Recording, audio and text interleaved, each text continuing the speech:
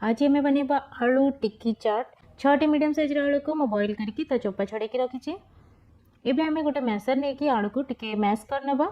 आपण हाथ रे भी भांगी पारिबे।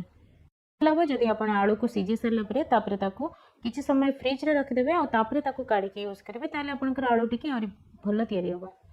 आलू एठी मैश हो जाइछि। एबे एथरे पकेबा चॉप हेतिबा प्याज 3 ରୁ 4 चम्मच।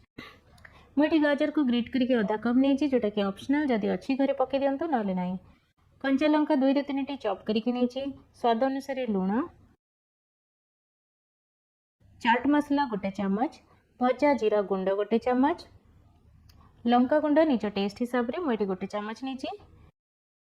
चॉप होता धनिया पत्र किछि। एबे गोटे पूरा लेंबूर रस।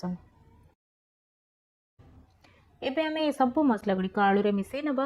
आ बाइंडिंग कि मुझे नौ चाउल गुंड। तो चाउल गुंड आजिकल मार्केट में बहुत सहज पैकेट रे अवेलेबल हो। तो मुझे गोटे गिना चाउल गुंड नहीं जी दरकार हे से हिसाब से आप ऐड करेंगे। आप चाउल गुंड जगह कॉर्नफ्लोर भी यूज करेंगे, आरारूट भी यूज करेंगे। तो ये देखो बिल्कुल गोटे डो परिका यहाँ हो गलानी। एबे आम ए टिक्की बनवा तेणु हाथ को तेल रे ग्रीस करनबा। एबे निज इच्छा मुताबक आप टिक्की बन पारे जमी साइज आप चाहते छोट कि बड़ से हिसाब से आप निजे बन पारे। तो मुझे टिक्की मीडियम साइज बनाऊँगी। तेल मीडियम गरम थला बेले एथरे आलू टिक्की पकेबा और लो मीडियम फ्लेम रे आलू टिक्की को गोटे साइड को 5 ରୁ 7 मिनिट पर्यंत छाड़ीदबा फ्राई होगा कि फल आलू टिक्की भल क्रिस्पी तैयारी होगा। बेसी आंच देकी जल्दी जल्दी छाणिया को चेष्टा करेंगे ना से क्रिस्पीनेस आसबनी।